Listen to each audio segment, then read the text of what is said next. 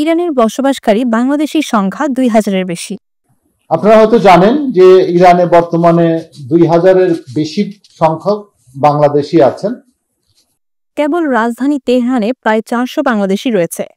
তাদের নিরাপত্তা নিয়ে সরকার উদ্বিগ্ন। তো আমরা যাদেরকে নিয়ে উদ্বিগ্ন তারা হচ্ছে যারা তেহরানে আছে, এবং এই সংখ্যা কতজন হবে? ৪০০ বা এরকম, না ১০০ কম।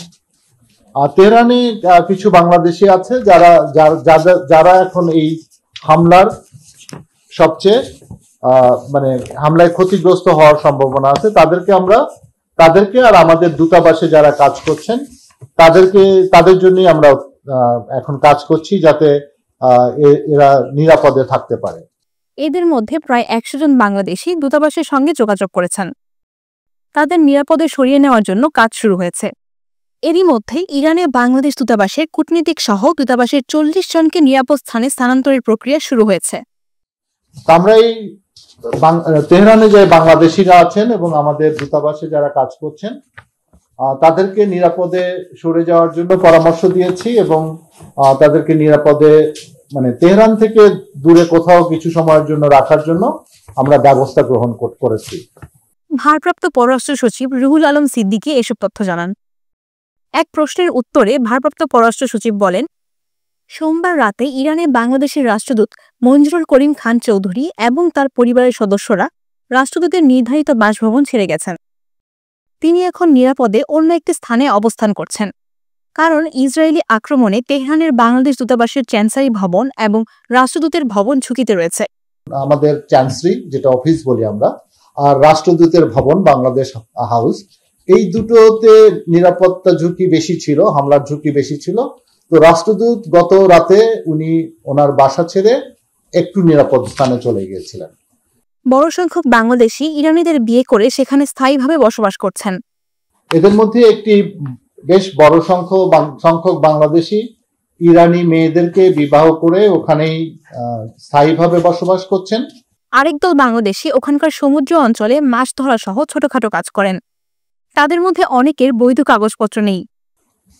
আরেক ক্যাটাগরির বাংলাদেশিরা আছে যারা ওই সমুদ্র অঞ্চলে মাছ ধরা সহ ছোটখাটো কাজ করে। তাদের মধ্যে আবার অনেকেরই মানে বৈধ কাগজপত্র নাই। কিছু বাংলাদেশি ইরানের ডিটেনশন সেন্টারে আছেন। এর বাইরে কিছু বাংলাদেশি আছেন পেশাজীবী, যারা গণমাধ্যম ও চিকিৎসা সেবা খাতে কাজ করছেন। কিছু বাংলাদেশি ইরানে ভ্রমণে গেছেন, কিছু গেছেন পড়তে। কিছু বাংলাদেশি ওই ইরানের ডিটেনশন সেন্টারগুলোতে আছে। আর এর বাইরে কিছু বাংলাদেশি আছেন যারা গণমাধ্যম ও চিকিৎসা সেবা খাতে বেশ পেশাজীবী আছেন। এর মধ্যে আরো কিছু বাংলাদেশি ওখানে আছেন যারা ট্রাভেল করছেন, ওখানে বেড়াতে বা কোনো কাজে ট্রাভেল করছেন, এবং কিছু ছাত্র ছাত্রীও আছে। পররাষ্ট্র সচিব জানান, সবাইকে নিরাপদে সরে যাওয়ার জন্য নির্দেশ দেওয়া হয়েছে এবং সরিয়ে নেওয়ার ব্যবস্থা গ্রহণ করা হয়েছে।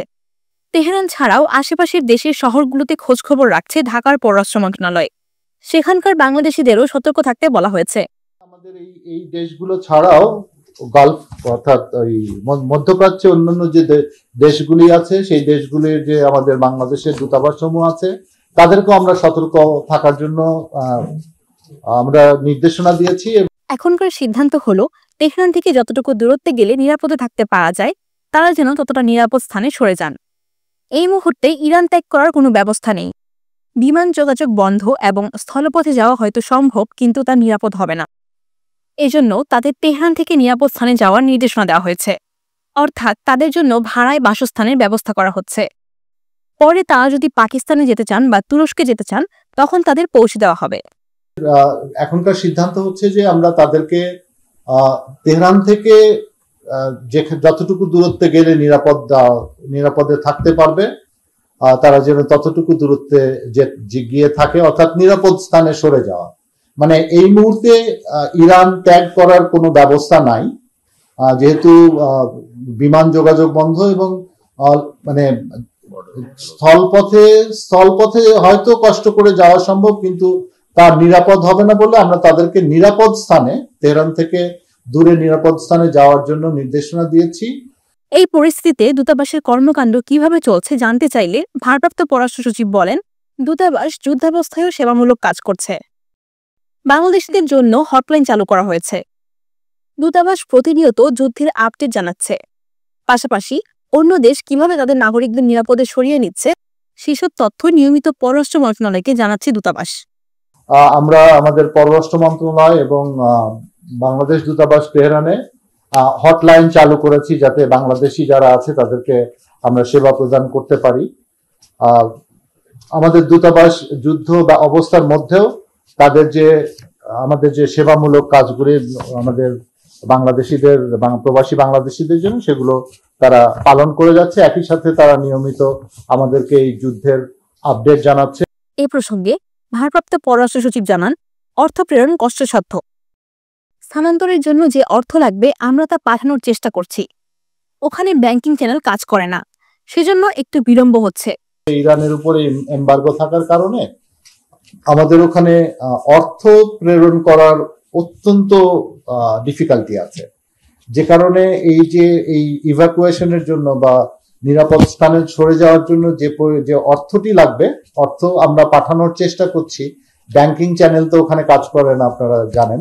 সেই জন্য এই বিষয়টি আমাদের মানে রিলোকেশনে একটু বিলম্বের কারণ হচ্ছে। অর্থ পাঠানোর চ্যালেঞ্জের সমাধান নিয়ে রুহুল আলম বলেন, আমরা যত তাড়াতাড়ি সম্ভব অতিরিক্ত টাকা পাঠাবো। আমাদের কিছু টাকা মিশনের কাছে আছে। এই যুদ্ধ পরিস্থিতিতে আমরা যতটা সম্ভব বন্ধুরাষ্ট্রগুলো থেকে সহায়তা নেওয়ার চেষ্টা করছি।